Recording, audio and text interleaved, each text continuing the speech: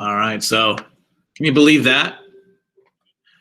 Can you believe that a king would ban something for the rest of us and let himself have a copy, that leaders would do something that they won't let other people do, one standard for them and then for the others? It's very dispiriting. So there is the encyclopedia, which I'm just recapping a little because I forgot to push record. So these are the main ways that the ideas are spread, and the encyclopedia goes all over the world. In addition to new information, new political theories, new scientific theories like we've been talking about all week, there's also new artistic styles. Right? We're going to see some of those. The artistic style of the Enlightenment is called the neoclassical style. Before the Enlightenment, sort of during the time of Louis XIV and even before, the style was Baroque. And Baroque was very fancy, very emotive, and then even there's a ridiculously over-the-top style that comes out of Baroque that Louis likes in his palace called Rococo.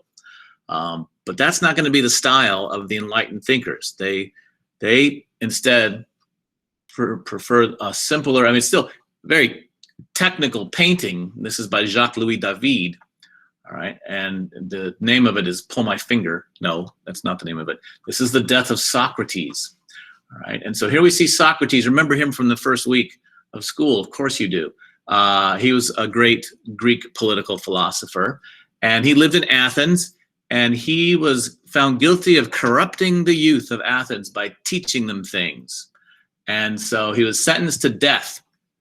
And the way of his death was to drink this cup of hemlock, which is poison made from a plant. All right, it's arsenic, really. And he could have avoided it. Basically, and most people assumed, and the leadership assumed, that he would just leave the city rather than do the death penalty. But Socrates was so insistent on law and order and believed so much in his city-state that he stayed and drank the poison and died because he believed the city-state had the authority to put the death penalty on him. And so this is going to be a typical example of neoclassical. See, this painting's made in the second half of the 18th century, but the guys look like, well, this is a story from Greece, but we'll see a lot of these paintings, they're dressed like Greeks. The architecture is, stone and simple. Right? It's not the super fancy of the Baroque period. So that's why it's called neoclassical. And painters like David are going to do a lot of classical themes, and they're inherently criticizing the French monarchy. They're saying people like Socrates, and later we'll see a painting of a guy named Brutus in the Roman Empire. They uphold the interest of the state, even when it costs them their lives, or in Brutus's case, the lives of their children. And so he paints this stuff to say, look, here's what real commitment looks like. This is what leadership looks like, not what you're doing, Louis XV and then 16th. Other new artistic styles in literature and music. We get what actually is classical music. Now, in our country, people tend to call any orchestral music without lyrics that was, written more than 50 years ago, classical music. But that's really just a period of music from the Enlightenment, right? We had Baroque before that, also in music. We'll have Romantic after the classical period, but most people associate it with classical music because of who were the leading composers at that time. And these are the big boys, right? You've hopefully heard of them, right? Haydn, maybe, maybe not, but Mozart and Beethoven, hopefully, geniuses in the field. And in literature, okay, we get what is emerging as a new type of story, all right? The novel. Now, when we asked you what kind of book did you read, most of you mentioned some form of novel. Well, this is when the novel becomes popular, right? It's a novel. Back then, before then, there were short stories, there was poetry, and then there were great long tales like sagas and things, and multiple tales like Canterbury Tales. This is one single story, but a very intricate story with lots of characters and lots of subplots, and people really start to like these. And so we get the novels. And the one over there on the left is considered the first English language novel by Samuel Richardson. It's called Pamela, or Virtue Rewarded. All right, and so it's got a female lead, which we know is important now. And it's a story of this young girl navigating society in the Enlightenment. Which, ironically, the lights go out as I say Enlightenment. So that's culture and knowledge. We're gonna go back now to politics, okay? Because Voltaire is going to be so influential. You saw he wrote for the Encyclopedia. He is going to be in a lot of different parts of this. People reading his work include actual kings and queens of countries and empires who decide, hey, Voltaire's got a point. I want to try and run my kingdom that way. And we call those people now enlightened despots. Remember, Voltaire called for an enlightened monarchy, but these are enlightened despots, meaning that they, just like Voltaire wanted, they're autocratic, they don't share power with anybody, but they still have compassion for their people. And so they embrace Enlightenment values, all right? And it's not purely out of the goodness of their hearts. They firmly believe that if they reform their state, their government, that the people will be happier, the people will be more prosperous, and they'll be more willing to fight for their nation, because there's a whole bunch of fighting coming up. All right? And so speaking of fighting and enlightened despots, this is Frederick II, aka Frederick the Great. And he is the king of Prussia. Now, every single king of Prussia is named either Frederick, William, or Frederick William. And so this is Frederick II, son of Frederick William I, grandson of Frederick I, great-grandson of Frederick the Great Elector. All right? And he is going to try and make Prussia, now it already had the best army in Europe, not the biggest. France had the biggest, but the Prussian army was the best. And he wants to make the state stronger. So he reforms public education, he reforms the judicial system, he grants, and this is huge in the middle of the 18th century, he grants religious freedom to all types of Christians and to Jews. He abolishes torture to get confessions. One thing he isn't able to do is to end serfdom. In Eastern Europe, unlike in Western Europe, they still have serfs. Remember, going way back to the beginning of school, we talked about serfs. Those are the peasants that essentially belong to the person that owns the land, and they're not free to leave. So that ends in Western Europe, but in Eastern Europe, it hangs on for quite a while.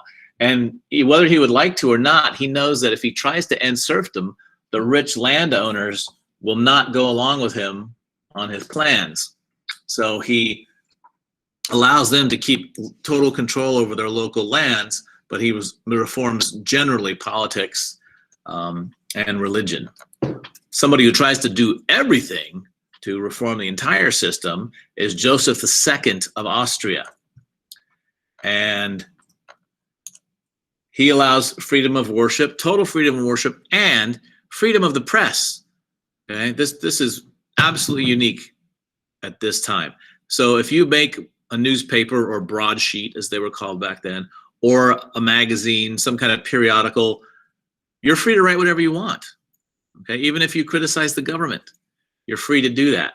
And so that's a freedom we take for granted now, but he's one of the first people to ever offer it. Right?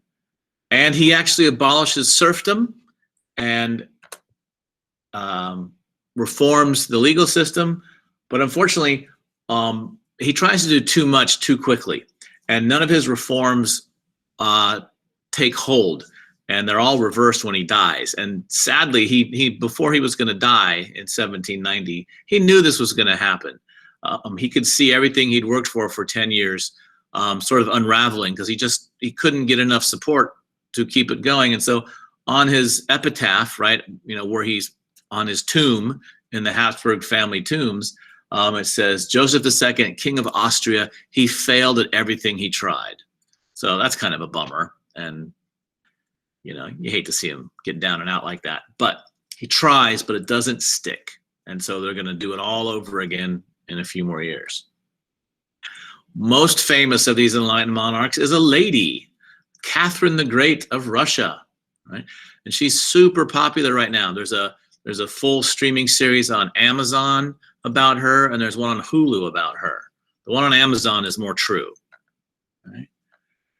And so she tries to rule Russia, great, huge Russia, as an enlightened monarch. And she's also not going to be able to succeed. And she wants to get rid of execution. She wants to get rid of torture. She wants to increase literacy. She wants to increase peasants' rights, things like that. But she faces a problem that Russian leaders are going to face all the time moving forward. We'll get back to Russia. We'll talk about it a little bit when we talk about Napoleon, but as far as these reforms and things, we'll get back to that next semester. But essentially, if you give the people some freedom, they might use that freedom to tell you that they want more freedom and that they don't appreciate how they've been treated. And that's what happens in Russia. A peasant named Emil Pugachev leads a massive revolt. It's the biggest slave or serf revolt in history since Spartacus back in the Roman Empire. And she almost loses power. Russia almost is overtaken in this peasant revolution. The only way she keeps power is by using the military to very harshly, violently put down these peasant armies. And so she really feels then that she has to abandon these reforms because she gave the people freedom and she almost lost all her power. So she backs away from that a little bit. In more conventional ways, though, she conducts some successful wars. Okay, after putting down the revolution, she goes to war with the Ottoman Empire, the Turks, twice, and she wins both those wars, and that allows her to get a warm water port on the Black Sea. Russia is always trying to dominate the Black Sea.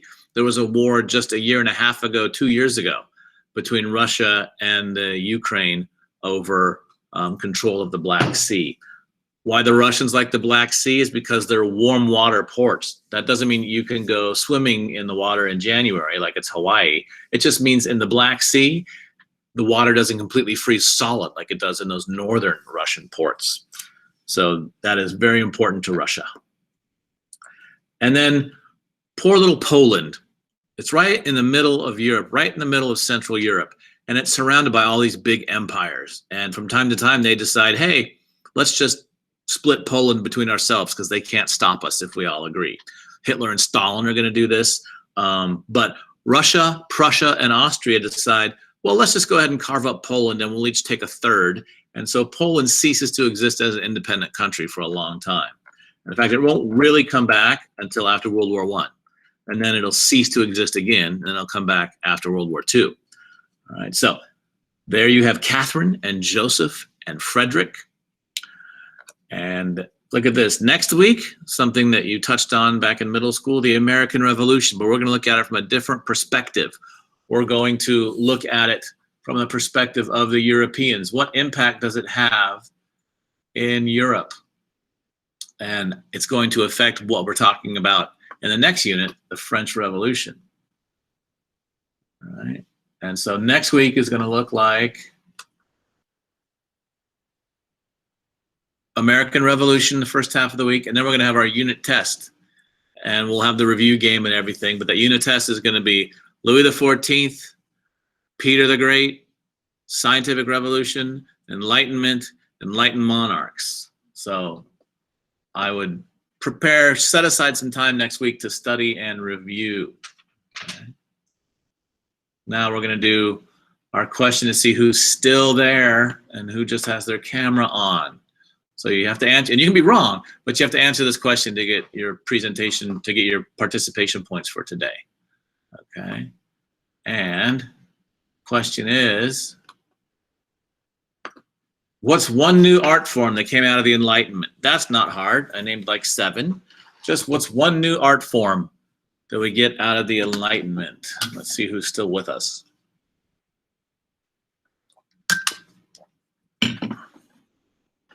One new art form to come out of the Enlightenment.